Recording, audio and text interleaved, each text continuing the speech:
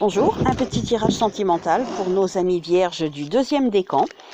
Donc voilà, pour voir quelles sont les influences qui viennent à vous, les messages que vous pourriez recevoir, les conseils que vous pourriez recevoir pour nos amis vierges du deuxième décan.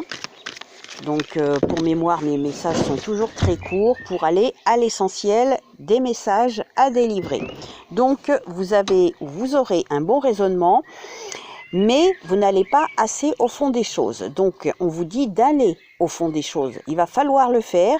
Malgré tout, vous avez un bon raisonnement en vous. Donc n'hésitez pas, malgré ceci, à aller au fond des choses pour approfondir peut-être les dialogues ou chercher quelque chose qui vous manque. Si vous sentez qu'il y a quelque chose qui vous manque, eh bien peut-être il y a un dialogue à trouver avec une tierce personne. Ou peut-être avec vous-même, pour aller tout simplement au fond de vous-même, pour regarder au final qu'est-ce qu'il y aurait à améliorer, à arranger, pour ne plus se voiler la face en fait, tout simplement. Alors pour nos amis vierges du deuxième décan, s'il vous plaît. Alors vierge du deuxième décan.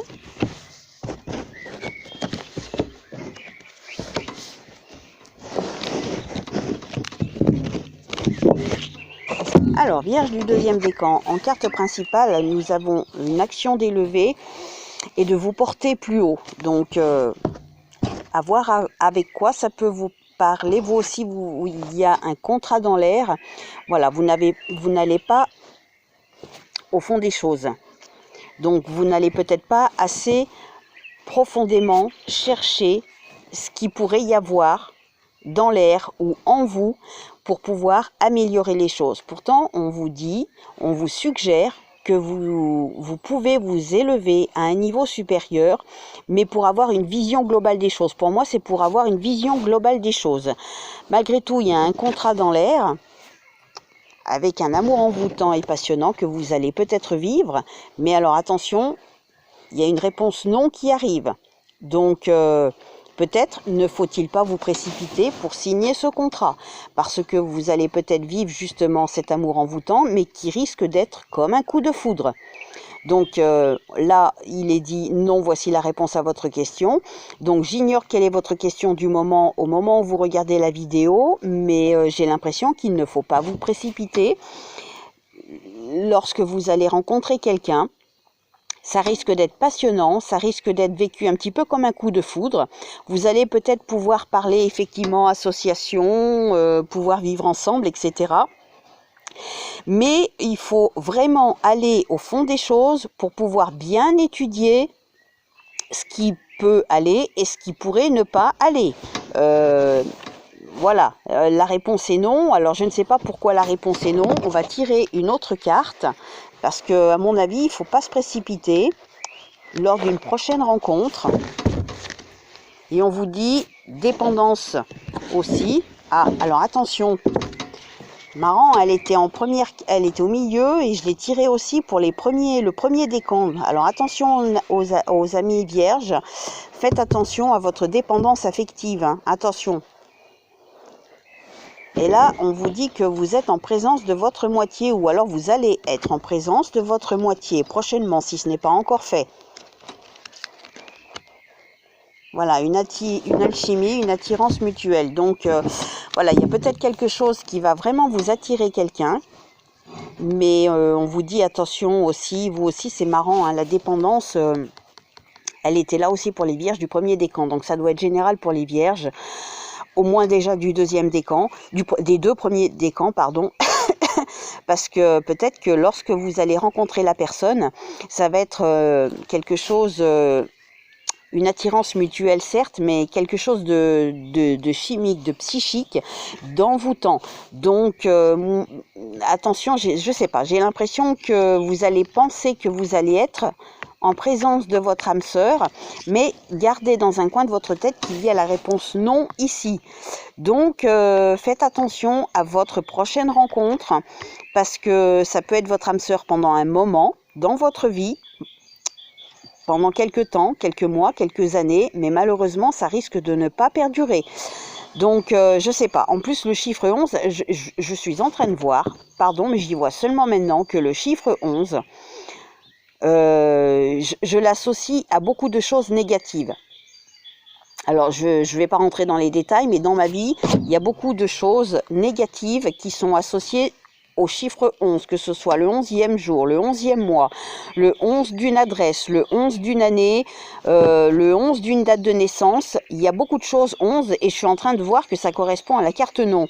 Alors vous allez me dire, je suis pas là pour parler de moi, certes, mais je sais pas, ça me fait dire qu'il faut peut-être que j'écoute aussi ma petite voix intérieure qui vous délivre ce message, qui me dit que la prochaine rencontre, vous allez effectivement avoir une très grande attirance pour cette personne, vous allez probablement penser qu'elle est votre âme sœur, mais au final, ça ne portera pas ses fruits sur le long terme. Voilà le message principal que pour moi, j'ai à vous délivrer. Donc attention, pas trop d'emballement dans votre prochaine rencontre. Vivez ce que vous avez à vivre, amusez-vous, mais ne vous projetez peut-être pas trop dans l'avenir sur le long terme. Attention à ça. Justement, on va voir sous quelle influence vos sentiments, vos émotions risqueront d'être. Ah, alors, nous avons le tamaris. Voilà, risque de surcharge, réagir fermement. Donc peut-être que vous allez avoir une surcharge émotionnelle lorsque la personne qui va rentrer dans votre vie prochainement, vous allez la rencontrer. Effectivement, vous allez penser que ça va être votre âme sœur. Beaucoup d'attirance, d'attraction, un petit peu une attirance mutuelle, une alchimie, une très forte alchimie. Mais pour moi, on me fait comprendre qu'il va falloir rester ferme. Et ferme, comment vous dire, ferme dans ne pas trop vous projeter dans le futur, pas trop vous projeter, pas trop vous précipiter dans la prochaine rencontre que vous allez faire, parce que risque de surcharge, pour moi, ça risque d'être une surcharge émotionnelle si on associe avec les cartes précédentes. Vous savez quoi, j'ai envie de vous tirer un petit conseil de nos amis les chevaux. Donc, on rentrera après. Pour vous, vierge du deuxième décan, pour voir ce que le cheval, les chevaux auraient à vous dire comme petit conseil, comme petite méditation à pratiquer. Alors, mais non, il y en a 4-5 là, donc c'est trop. Pour vous, vierge du deuxième décan. Faites attention à vos prochaines rencontres. Ah, il n'y en a qu'une seule qui s'est retournée. Et nous avons l'activité. Je me préoccupe de choses qui rechargent mon énergie positivement et qui servent le but de ma vie. Voilà, un petit conseil. Activité, je me préoccupe de choses qui rechargent mon énergie positivement et qui servent le but de ma vie. Voilà, j'espère vous avoir aidé.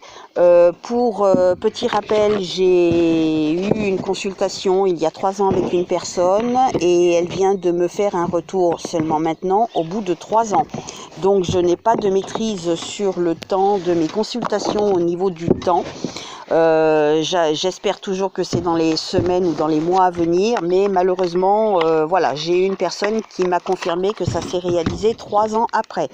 Donc voilà, je suis désolée si ça ne vous parle pas pendant 3 ans, mais voilà, je ne maîtrise en aucun cas le temps concernant les voyances.